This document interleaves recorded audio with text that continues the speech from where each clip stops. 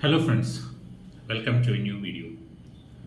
In this session, I want to talk about an issue that's very much in news, particularly after the COVID, and that has been a high amount of a social issue also. That's none other than the drugs.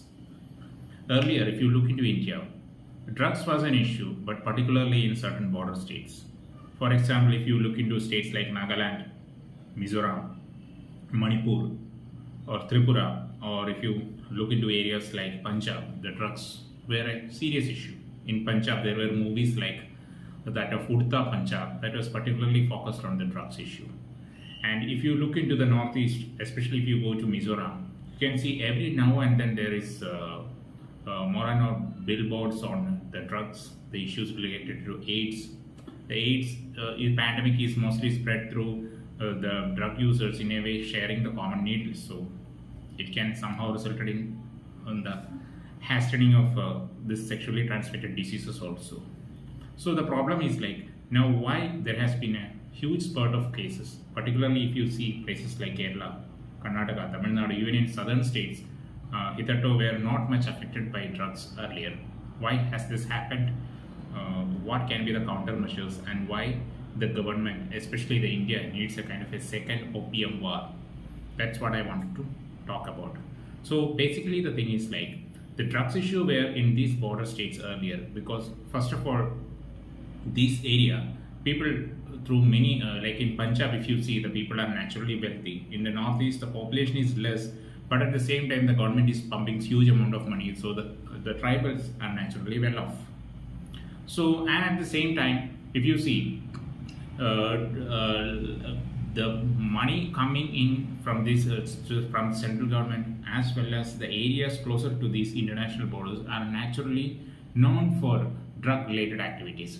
For example, there is a golden crescent that comprises of this Talibanized Afghanistan, and you know the Taliban had a huge prospect here through drug business. And at the same time, if you look into the Southeast Asia, the Myanmar Thailand border is known for its golden triangle. That area is also known for its drugs. So the problem is like the drugs is not only a social issue, but it's also an issue related to the internal security also. You see the militancy in the Punjab at one point of time.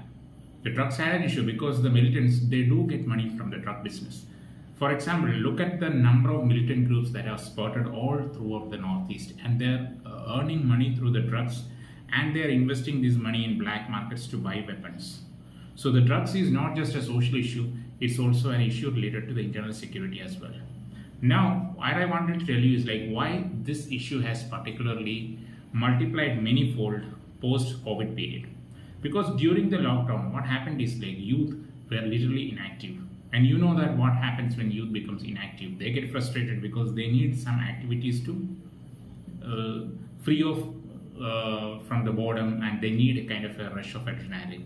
And once this issue was not addressed, certainly like their tension and pressures built it up, and they resorted to drugs. So this issue has literally killed many societies. If you see areas like Colombia, where the drug warlords used to control many internal activities of the country, and at times police forces are like a scapegoat. You see presidents like Duterte of this Philippines was having a crusade against the drug warlords. So similar kind of a scenario is unfortunately happening in India, and especially the youth are at the firing range of it. And the thing is like now how the government can counter it. Because I earlier in this video itself I had told about something called as Opium War.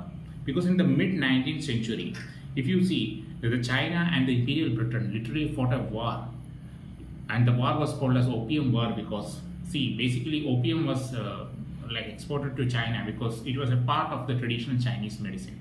But at the same time, many of the youth using opium became opium addicts, and it was creating a huge social problem for Britain. So that's one of the reasons, not Britain, for China. That's one of the reasons why a war was fought.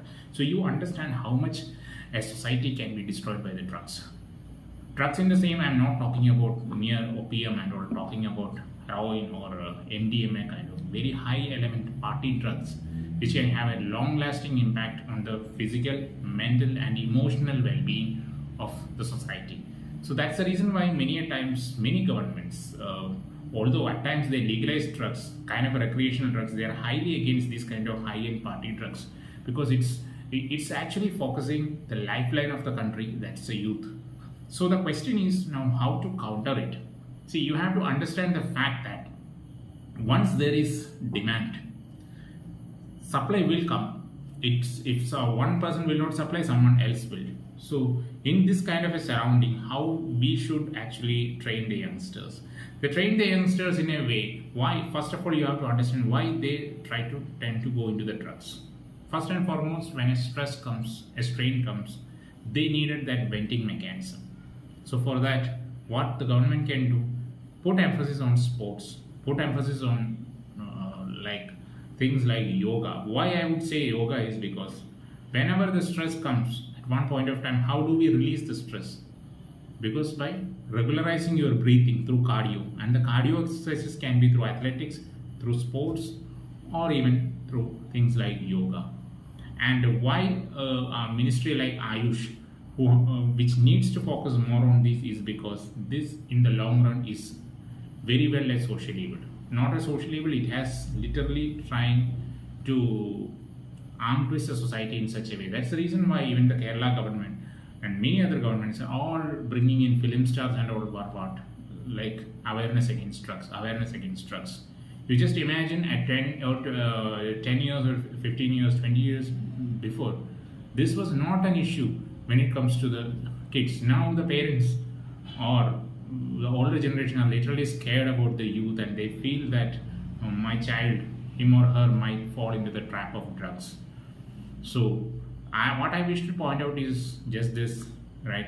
Whenever there is tension or pressure or frustration, you have to have a philosophical approach to it, and that won't come to youth at one point of time. For that, what they need to do, they need to vent out, they need to have the rush of adrenaline in a way, through adventure, through sports, through a good breathe in and breathe out. That is what I wanted to focus in this video. Thank you for listening. Have a nice day. Thank you.